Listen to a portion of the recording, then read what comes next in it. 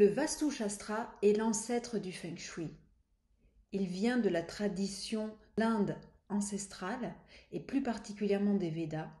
Il a été rédigé par des sages que l'on nomme les rishis. Nous allons nous intéresser aujourd'hui aux éléments parce que le Vastu est très sensible aux différents éléments qui sont répartis dans la maison. Alors vous trouverez des ressemblances avec le Feng Shui, évidemment, mais les éléments ne sont pas passés toujours de la même façon. Déjà pour une première raison, c'est que nous considérons dans le Vastu que l'énergie tourne dans un sens dans l'hémisphère nord et dans un autre sens dans l'hémisphère sud, et qu'il y a en plus parfois des complications parce que l'énergie peut effectivement tourner. On dit que l'énergie tourne dans le sens giratoire dans l'hémisphère nord et en antigiratoire, c'est-à-dire dans le sens des aiguilles, dans le sens contraire des aiguilles d'une montre, dans l'hémisphère sud. Mais cette énergie est soumise à différents facteurs comme les pentes, les rivières, les courants d'eau, et ces facteurs vont influer sur la rotation d'énergie. L'énergie n'est pas comme un laser, on ne peut pas penser énergie rectiligne. L'énergie, elle fait des volutes, elle danse, tout comme on peut voir les motifs indiens qui sont faits de volutes, faits de couleurs. Eh bien l'énergie, ça ressemble à ça, même si on ne peut pas la voir en tant que telle. Elle est subtilement dans cette circulation et cette danse. Et donc en fonction de cette énergie et de la giration de l'énergie, eh bien les éléments vont se distribuer de manière différente.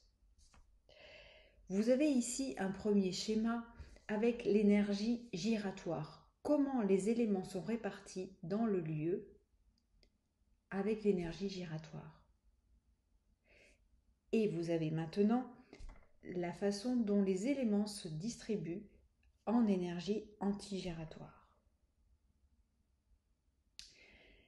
Il est extrêmement important de prendre en compte ces éléments parce que ces éléments peuvent être perturbés. Si l'on met par exemple des pièces d'eau dans l'élément feu, eh bien cela crée de grosses difficultés, des difficultés de santé, cela peut créer des problèmes d'ordre émotionnel, des problèmes autour de la matérialité également. À l'inverse, si on met du feu dans l'eau, c'est-à-dire que l'on va placer la cuisine dans la zone eau, eh bien cela peut créer aussi des soucis de circulation. Les hommes dans la maison sont extrêmement malmenés, ils ne sont pas bien dans ce genre de maison, parce que l'élément feu est lui-même malmené. Vous avez aussi l'élément éther. L'élément éther, c'est l'endroit dans la maison où on se prête au calme, à la méditation, au recueillement.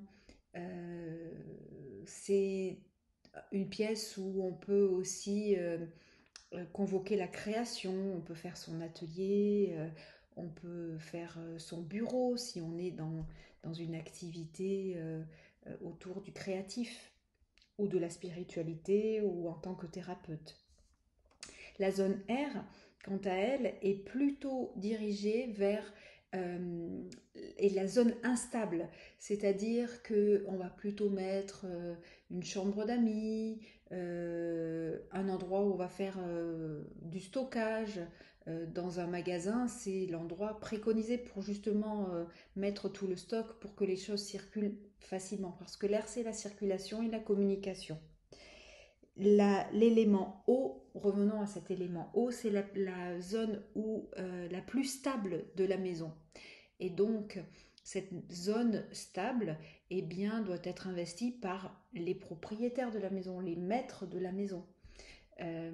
Si on met par exemple un enfant dans cette zone-là, eh bien c'est l'enfant qui va prendre le pouvoir sur le reste et il peut y avoir des conflits et des problèmes d'autorité par exemple. Donc tout ceci sont des exemples qui sont non loin d'être exhaustifs, mais qui vont permettre déjà d'avoir une idée des impacts du Vastu. Et puis, forcément, quand votre maison est construite, vous allez peut-être vous poser la question, vous dire mais oui, mais ma maison est construite et j'ai pas construit dans les bons éléments. Eh bien, en Vastu, on peut corriger cela, on peut intervenir chez vous pour le corriger. Et puis, si vous avez envie d'en savoir davantage, n'hésitez pas à regarder sur le site. Nous expliquons très clairement comment se passe la formation. Nous sommes également prêts à échanger avec vous par téléphone pour répondre à vos questions. Et puis sur ces vidéos, n'hésitez pas à liker, partagez si vous sentez qu'une personne peut avoir besoin du Vastu. Alors, vous avez tous les éléments dans la barre de commentaires. Je vous remercie et vous dis à très bientôt.